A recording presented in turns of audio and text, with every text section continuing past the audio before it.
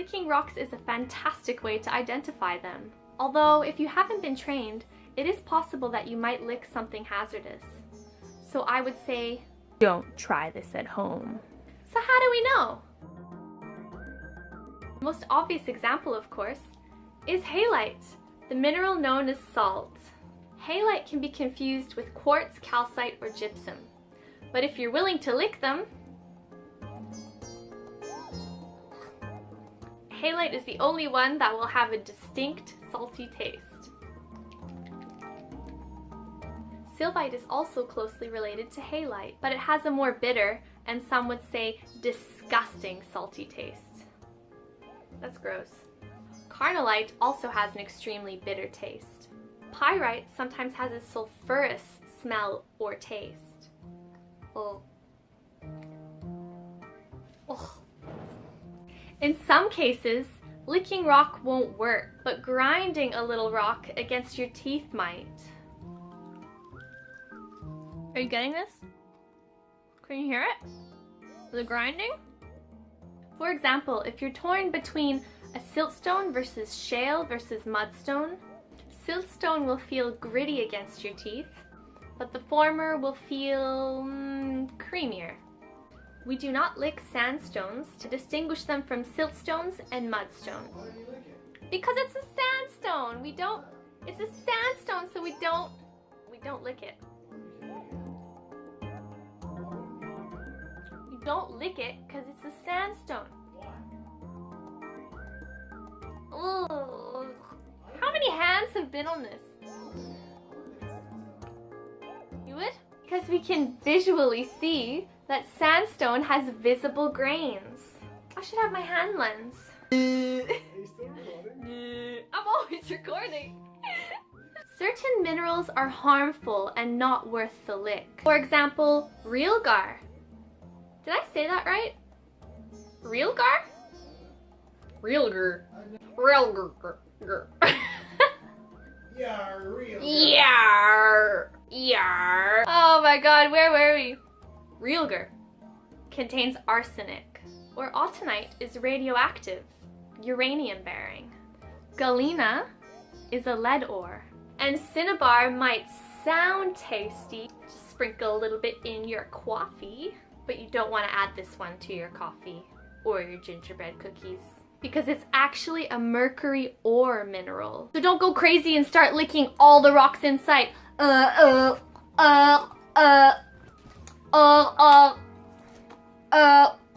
I got a hair in my mouth. Oh, good thing I didn't do that one. Use caution! Caution! But for the most part, besides a little bit of germ swapping, most minerals won't hurt you. But still, use caution. And it's better to lick a fresh cut specimen, which I don't have.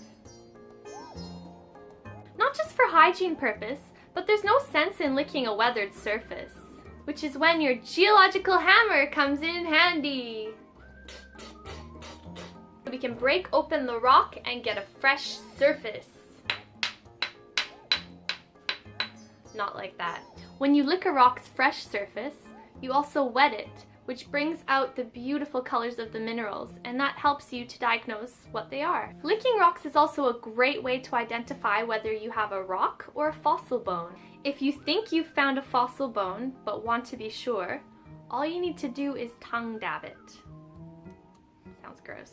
This is not a bone, but like that, that's a tongue dab. If it's a bone, then it will absorb the moisture like a sponge. If you're going around performing lick tests on every fossil type, don't ever lick this one. This one's a coprolite. That's fossilized poo. Can you see it? Yes, licking rocks can help us identify them. This should only be done if we're certain that it's going to give us an idea of what the rock type is. Otherwise, you just end up looking really odd. So use the lick test as a last resort.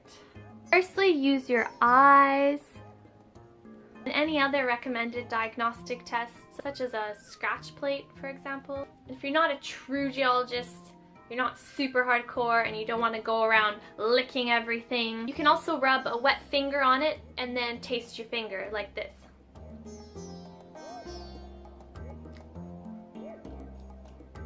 That might do. This is not halite.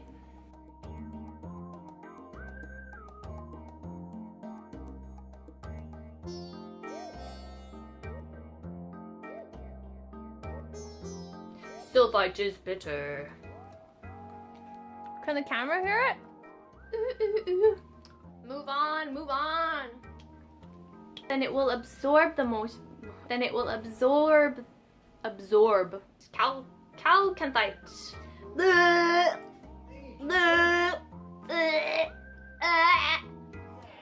I just said that we don't lick this one though, so that's really silly. Because we can visually